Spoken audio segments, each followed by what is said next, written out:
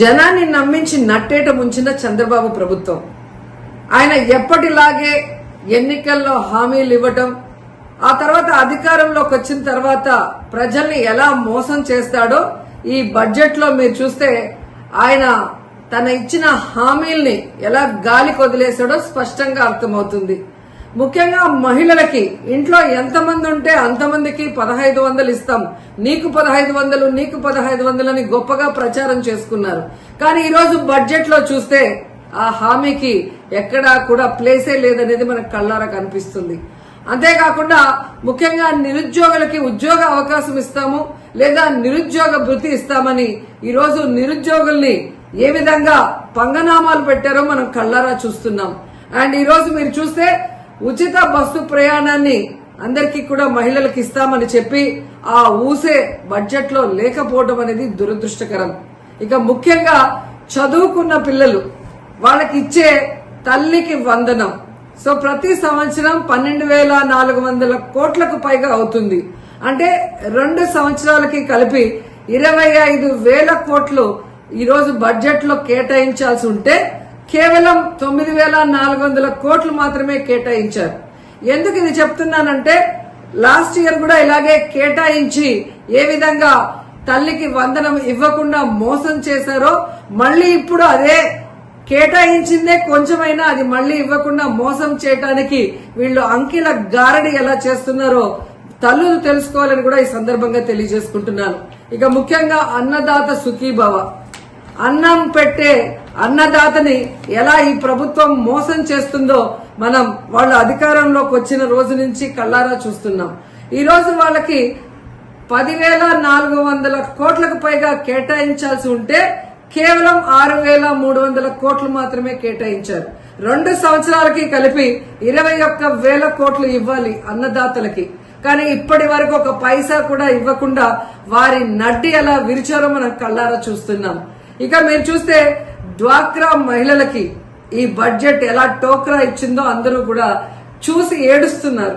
ఎందుకంటే హామీలు ఇచ్చినప్పుడు 10 లక్షల వరకు సున్నా వడ్డీ రుణాలు ఇస్తామని చెప్పిన ఈ కూటమి ప్రభుత్వం ఈ రోజు ఆ హామీని బడ్జెట్ లో పెట్టకపోవడం చూస్తే ఇక మనకి ఇచ్చినట్టే అని డ్వాక్రా మహిళలు ఏడుస్తున్నారు. ఎందుకంటే ప్రతి కుటుంబంలో ఒక మహిళ డ్వాక్రా గ్రూప్ లో ఉంటుంది. తాను పొదుపు చేసుకున్న డబ్బుతో ఈ రోజు తన కుటుంబ అవసరాలను తీర్చుకునే వాళ్ళని ఎలా ఈ చంద్రబాబు నాయుడు మోసం చేశాడో ప్రతి ఒక్కరు కూడా గమనిస్తూ వచ్చారు. అండ్ ముఖ్యంగా ఈరోజు మీరు చూస్తే పయ్యావుల కేశవ్ గారు మన ఆర్థిక మంత్రి. ఒక రాష్ట్ర బడ్జెట్ అంటే రాష్ట్ర ప్రగతికి మూలం. అలాంటి బడ్జెట్ ని ఏ విధంగా పాజిటివ్ నోట్ తో ఇంట్రడ్యూస్ చేయాల్సింది పోయి ఒక నెగటివ్ నోట్ తో ఆయన ఇంట్రడ్యూస్ చేయడం చూస్తుంటే ఈ రాష్ట్ర ప్రభుత్వం కూటమి ప్రభుత్వం ఏ విధంగా ప్రతికూల ధోరణితో ముందుకు వెళ్తుందో మనం అర్థం చేసుకోవాలి. ఎందుకంటే ఆర్థిక మంత్రి తన ప్రసంగంలో నీతి ఆయోగ్ చెప్పినట్టు రాష్ట్ర రుణ పరిమితి 0గా మారింది అన్నారు. మరి అదే మంత్రి ముగుస్తున్న ఆర్థిక సంవత్సరానికి 1,00,000 కోట్ల అప్పులు చేశాము, ప్రస్తుత ప్రవేశపెట్టిన ఈ బడ్జెట్ అంచనాల మేరకు ఇంకా 75,000 పైచిలుకు కోట్ల రూపాయల్ని అప్పులు చేయబోతున్నామని ఎలా ధైర్యంగా చెప్పారో ఆయన ఈ రాష్ట్ర ప్రజలకు చెప్పాల్సిన అవసరం ఉందని కూడా ఈ సందర్భంగా తెలియజేసుకుంటున్నాను. ముఖ్యంగా మన రాష్ట్రంని ఈరోజు మీరు చూస్తే హిరోషిమా నాగసాకితో రాష్ట్రాన్ని పోలిస్తే ఎవరైనా పెట్టుబడులు ఈ రాష్ట్రానికి వస్తారా? ఈ రాష్ట్రాన్ని బాగు చేయాలనుకుంటున్నారా, సర్వనాశనం చేయాలనుకుంటున్నారా అనేది ఆయన చెప్పాల్సిన అవసరం ఉంది. ఎందుకంటే ఈరోజు పయ్యావుల కేశవ్ గారు చంద్రబాబు నాయుడు గారిని ఇంప్రెస్ చేయడానికి భజన చేయడానికే సమయం అంతా కూడా వెచ్చిస్తున్నారు తప్ప తను పెట్టే బడ్జెట్ దాని గురించి అంటే స్క్రిప్ట్ ఎవరిది చదివినా శిక్ష అయితే అతనికే కదా పడుతుంది. అనుభవించే రాజు ఆయనే కదా, అది వేరే కదా. అది ఎవడేదైనా ఏదైనా చదవచ్చు, అనుభవించే రాజు ఆయనే కదా అవుతున్నాడు. ఓకేనండి, నేను ఒకటి అడుగుతున్నానండి మిమ్మల్ని డైరెక్ట్ క్వశ్చన్.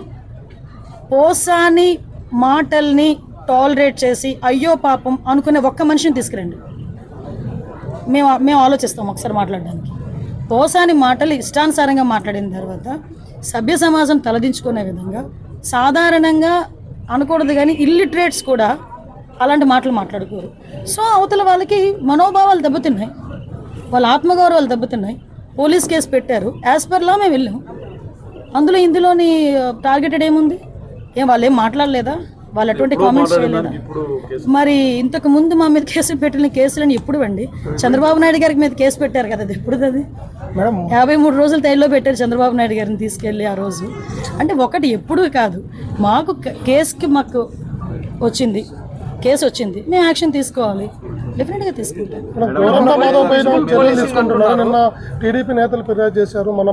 అదేనండి, మేము కూడా అంటే విషయం ఏంటంటే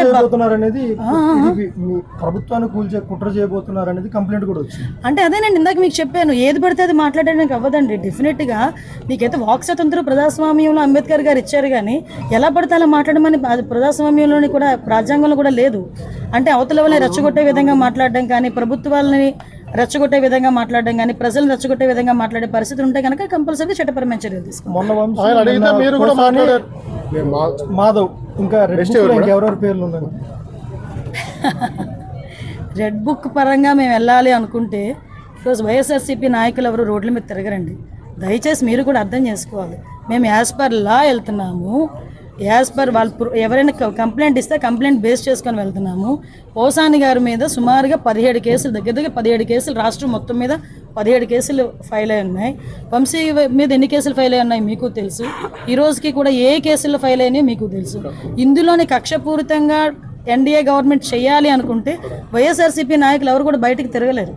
కానీ మేము ఆ కక్ష సాధింపు ధోరణిలోకి వెళ్ళలేదు. అలాగని తప్పు చేసిన వదిలిపెట్టే ప్రసక్తి లేదు. తప్పు చేసినోడికి శిక్ష పడాలి, లేకపోతే భయం ఎలా ఉంటుంది? ఉండాలి కదా, భయం ఉండాలి కదా. తప్పు చేసాడు అనుకున్నవాడు ఎవడైనా కూడా కొంచెం జాగ్రత్తగా ఉంటే బెటర్, కానీ శిక్ష నుంచి అయితే తప్పించుకోలేదు. సీసీ కెమెరాలు చాలా వరకు ఉన్నాయి, చాలా వరకు పనిచేయడం లేదు. మేము దాని గురించి అంటే స్క్రిప్ట్ ఎవరు చదివినా శిక్ష అయితే అతనికే కదా పడుతుంది. అనుభవించే రాజు ఆయనే కదా, అది వేరే కదా. అది ఏదైనా చదవచ్చు, అనుభవించే రాజు ఆయనే కదా అవుతున్నాడు.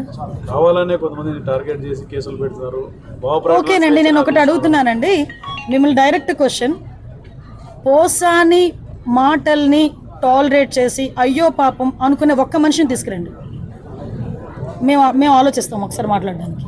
పోసాని మాటలు ఇష్టానుసారంగా మాట్లాడిన తర్వాత సభ్య సమాజం తలదించుకునే విధంగా సాధారణంగా అనకూడదు కానీ ఇల్లిటరేట్స్ కూడా అలాంటి మాటలు మాట్లాడుకోరు. సో అవతల వాళ్ళకి మనోభావాలు దెబ్బతిన్నాయి, వాళ్ళ ఆత్మగౌరవాలు దెబ్బతిన్నాయి. పోలీస్ కేసు పెట్టారు, యాజ్ పర్ లా మేము వెళ్ళాం. అందులో ఇందులోని టార్గెటెడ్ ఏముంది? వాళ్ళు ఏం మాట్లాడలేదా? వాళ్ళు అటువంటి కామెంట్స్ చేయలేదా? మరి ఇంతకు ముందు మా మీద కేసులు పెట్టిన కేసులని ఎప్పుడు అండి? చంద్రబాబు నాయుడు గారికి మీద కేసు పెట్టారు కదా, అది ఎప్పుడు? అది 53 రోజులు తైల్లో పెట్టారు చంద్రబాబు నాయుడు గారిని తీసుకెళ్ళి ఆ రోజు. అంటే ఒకటి ఎప్పుడు కాదు, మాకు మాకు వచ్చింది, కేసు వచ్చింది, మేము యాక్షన్ తీసుకోవాలి, డెఫినెట్గా తీసుకుంటాం.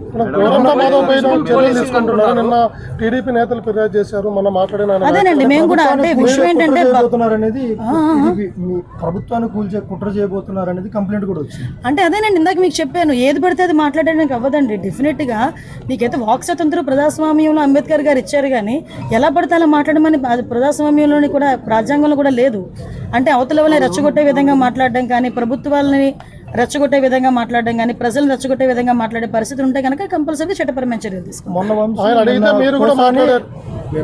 మాధవ్ ఇంకా ఎవరెవరి పేర్లు ఉన్నాయి? రెడ్ బుక్ పరంగా మేము వెళ్ళాలి అనుకుంటే ఈరోజు వైఎస్ఆర్సీపీ నాయకులు ఎవరు రోడ్ల మీద తిరగరండి. దయచేసి మీరు కూడా అర్థం చేసుకోవాలి. మేము యాజ్ పర్ లా వెళ్తున్నాము, యాజ్ పర్ వాళ్ళు ఎవరైనా కంప్లైంట్ ఇస్తే కంప్లైంట్ బేస్ చేసుకొని వెళ్తున్నాము. పోసాని గారి మీద సుమారుగా 17 కేసులు, దగ్గర 17 కేసులు రాష్ట్రం మొత్తం మీద 17 కేసులు ఫైల్ అయి ఉన్నాయి. వంశీ మీద ఎన్ని కేసులు ఫైల్ అయి ఉన్నాయి మీకు తెలుసు. ఈ రోజుకి కూడా ఏ కేసులు ఫైల్ అయినాయో మీకు తెలుసు. ఇందులోని కక్షపూరితంగా ఎన్డీఏ గవర్నమెంట్ చేయాలి అనుకుంటే వైఎస్ఆర్సీపీ నాయకులు ఎవరు కూడా బయటికి తిరగలేరు. కానీ మేము ఆ కక్ష సాధింపు ధోరణిలోకి వెళ్ళలేదు. అలాగని తప్పు చేసిన వదిలిపెట్టే ప్రసక్తి లేదు. తప్పు చేసినోడికి శిక్ష పడాలి, లేకపోతే భయం ఎలా ఉంటుంది? ఉండాలి కదా, భయం ఉండాలి కదా. తప్పు చేసాడు అనుకున్నవాడు ఎవడైనా కూడా కొంచెం జాగ్రత్తగా ఉంటే బెటర్, కానీ